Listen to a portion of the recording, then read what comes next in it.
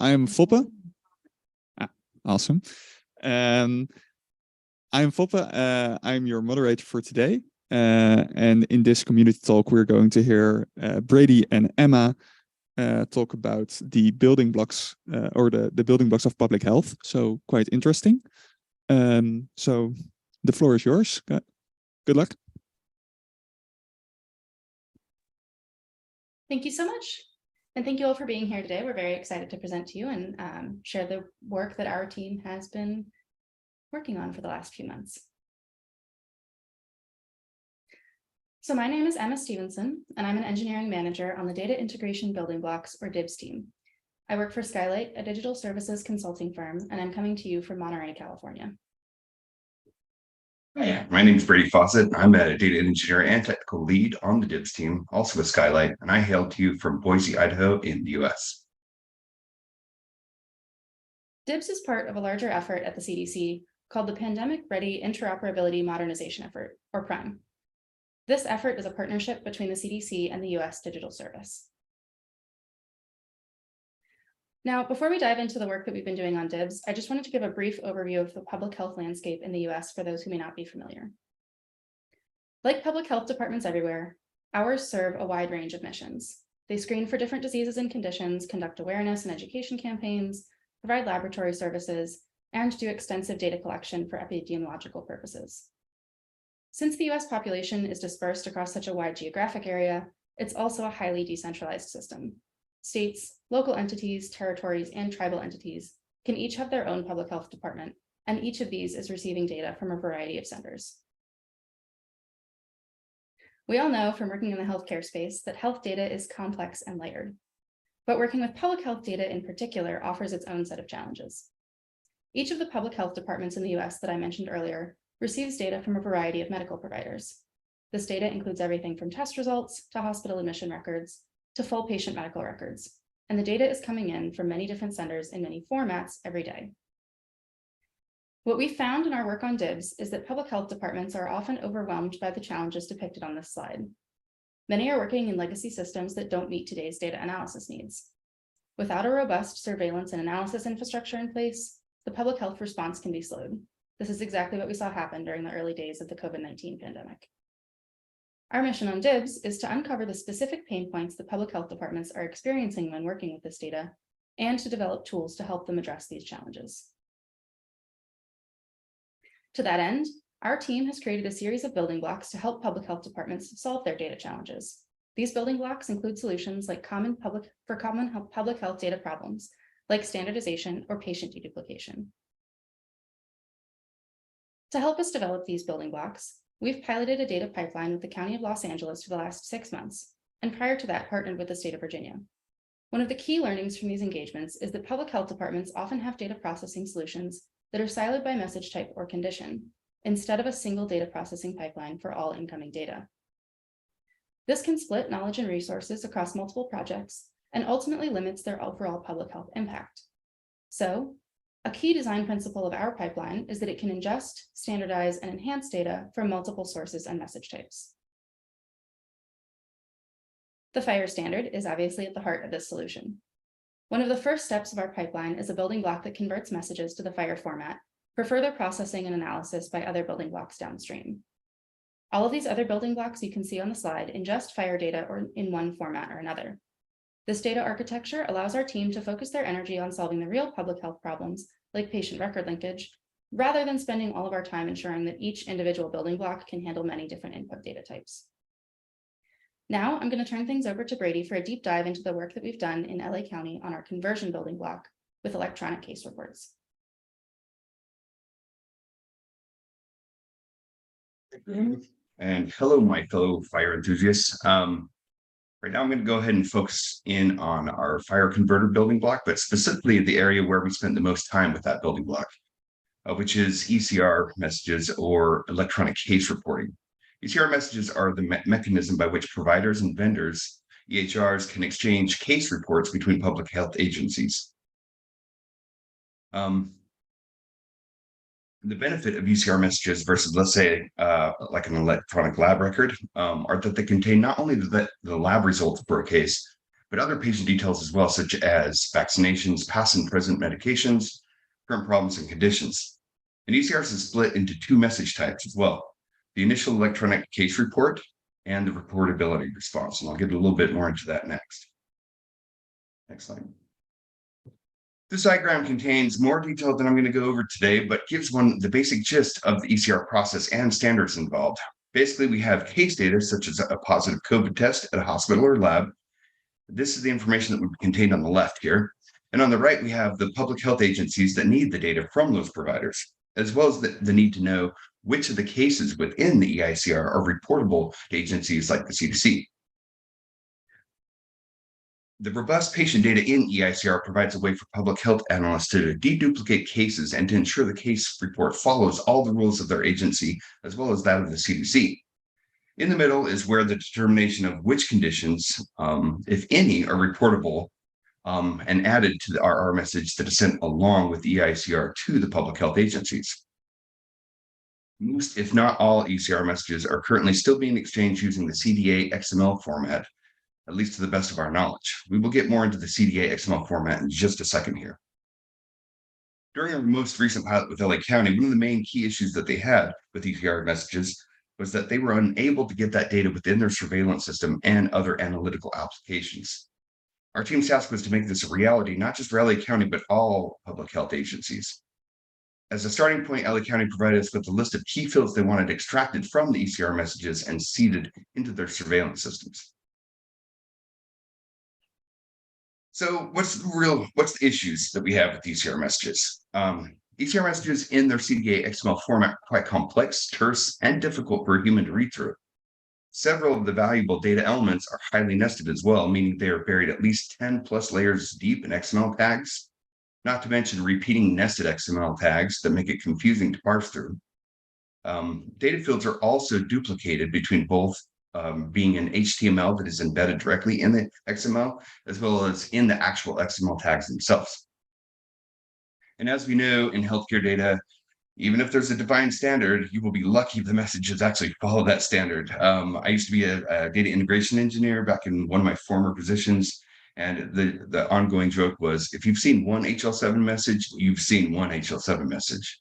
The same could be said for ECR messages.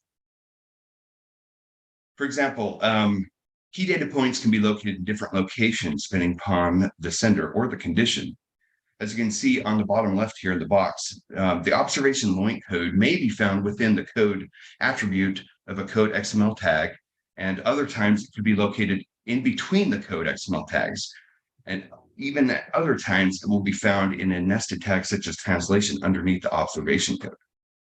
This complexity makes it not only difficult for a human to read through, but laborious for applications to determine the right location and rules for mapping specific data points. And lastly, as we all know, XML files are also very heavy and dense, making transport and persistence burdensome. As stated by my colleague, Emma, a key design principle of our public health ingestion pipeline is that it can handle multiple message types. We're able to process data from a wide variety of conditions and senders utilizing all the same building blocks we've developed. It allows us to clean, standardize, and enrich the different data streams in the exact same manner. It is worthy to note that prior to converting ECRs to FHIR, there's a process to extract key fields from the RR message for a case and add those fields to the correlated EICR message, following the HL7 rules, of course, in their EICR CDA specification. This allows the converter to only process one single message per case instead of both the EICR and the RR message. Then our validation building block ensures that all key data elements of interest are available and in proper format. Finally, the conversion to FHIR occurs and the resulting message is passed on to the remainder to have the remainder of the work performed. So let's now take a look at the composition of ECR messages as defined by the ECR Clinical Document Architecture, or CDA by HL7. Now, on the other hand, CCDA is Consolidated Clinical Document Architecture, which is a library of specific CDA XML formatted documents, such as CCD, which is also known as a continuity of care document. The ECR CDA document is actually a combination of CCDA templates, as seen in the diagram above, such as CCD, along with additional and partial other CCDA templates, including new ECR-specific templates. It's a new hybrid CDA model, and it's very well documented by HL7. I've read through a good portion of it. Before our team started the pilot with LA County, we looked to see if there are any tools available that may provide the ability to convert ECR XML into FHIR. We didn't find any tools that would actually meet our needs, so we decided to build versus buy. The nice thing about our tool to convert ECR XML into FHIR is that it follows the HL7 standards for ECR and FHIR, using their defined EICR and RR profiles, not to mention that it's open source and free. Just to briefly touch on these EICR and RR FHIR profiles that you can see here on the right-hand side. These newer ECR FHIR profiles take advantage of some of the already existing FHIR resources, such as observations, but there are some modifications, as well as some additional elements, slices, and extensions of their own that are specific for ECR messages. Before we began working on getting ECR message processed through our pipeline, we had already wrapped and containerized the Microsoft FHIR converter as our de facto FHIR converter, which we were using to convert HL7 v2 messages such as ADT, VXU, and ELRs. Microsoft FHIR converter uses liquid templates that specify the location of fields in the source message types and maps them to FHIR elements in the respective FHIR resources that end up in the FHIR bundle output. By default, it provides not only templates for HL7v2, but also CCDA messages like the CCD that we discussed. But as we talked about before, this doesn't really meet the needs for ECR messages as there are a conglomeration of multiple CCDA templates, right? You can see the folder here on the left-hand side of all the different templates as well underneath the CCDA folder that are available in the Microsoft FHIR converter. So our team decided to create a completely new folder with templates specific for ECR messages with some change that were based upon the base CCDA templates, but with some changes and additions to ensure that we met the needs for those specific fields that LA County provided us. I'd also like to highlight our ECR FHIR converter ECR templates handle the ambiguous locations for specific data points so that downstream applications and users don't have to worry about locating that data in various XML tags and or attributes. By using the existing CCDA templates provided by the Microsoft FHIR converter and our changes respective to the needs for our pilot partner, we were able to get roughly 60 to 70% of all the elements mapped from ECR XML into FHIR. The EICR composition profile that you can see here, this is the implementation guide for it, is where we spent the majority of our time mapping fields and references to other FHIR resources that were included in the bundle after conversion, obviously. We followed this implementation guide strictly, specifically for that resource. With that being said, we are aware that there's more work to be done to ensure all ECR fields are mapped correctly in our FHIR converter. It had to limit the amount of time or amount of work that we did on this due to time constraints and the needs of our pilot. So we basically were following like the 80-20 rule. We do have a future plan and a roadmap to ensure that every ECR field in XML is mapped into the proper respective FHIR profile. And just quickly here, got to wrap up quick. Let's go ahead and see our FHIR converter in action, at least the end result. We can see here an example of an ECR message in XML format on the left. And on the right-hand side, you can see the FHIR result after being run through our FHIR converter. I want to point out just a couple of items to show that the conversion was successful. Specifically, you can find the EICR ID in both the source and the result in the yellow circle. Originally, it was in a base ID XML tag. And in the FHIR resource, you can see it in the composition identifier value element with a coding of a public health case report, which is highlighted in red. Let's go to the next slide. Also, a little bit more information to show that it was successful. We can see here how the patient demographics were extracted from the XML ECR source on the left and how it was mapped into a patient FHIR resource on the right. A few demographics are circled to show the conversion process. You'll find the birth date in red and the MRN in yellow. And yes, birth date is the day the song Jesse's Girl by Hall & Oates was released. Now I'll turn the time back over to Emma to wrap us up. Thank you so much, Brady. So again, by having this data in a common standard, FHIR standard, we're not only able to clean, standardize, and enrich the data coming into our pipeline, but then also able to easily utilize other downstream building blocks to provide the data in a format that allows LA County and other public health departments to seed their surveillance system or any other analytical applications they might need. We also have downstream building blocks that load the FHIR bundles into a cloud-based FHIR server for further analysis. And that's a wrap on our building blocks for today. Thank you so much for your time and attention. The more these building blocks are used, the better they will become. So if you're interested in using or contributing to our building blocks, you can check out our GitHub repository. If you'd like to learn more about ECR, the FHIR implementation guides for ECR, or the Microsoft FHIR converter, you can check out these links. And this deck is available on Whova, so please don't worry about copying all these links right now. And with that, we will open it up for questions. Well, thank you very much. I did not see any questions on Whova. Are there any questions in the room? Yeah, I see one.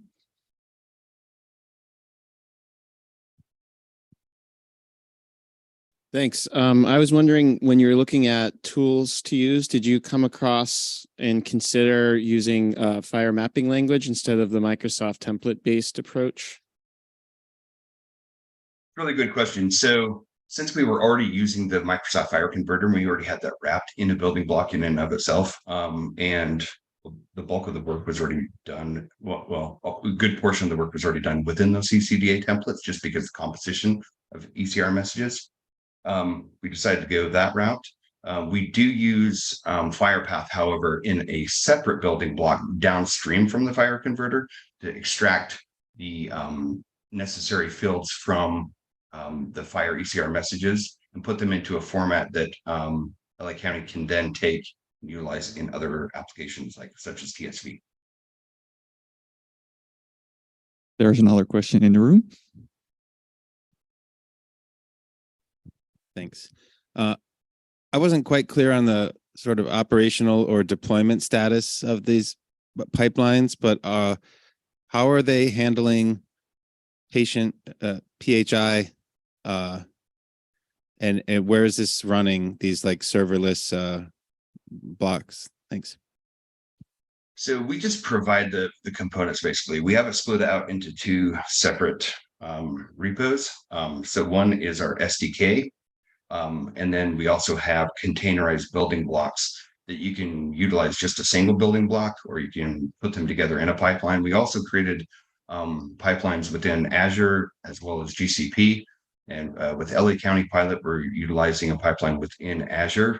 But of course, for them to protect their PHI, they have it running within their own hosted cloud service, if that makes sense. So the nice thing about these building blocks, the way that we have them set up, is that since they're containerized and whatnot, you can run them locally, you can run them on premise, or you can also have them running in the cloud. So we kind of leave it up to the user to define the, where and how to lock down the security for PHI. Does that make sense? Any other questions?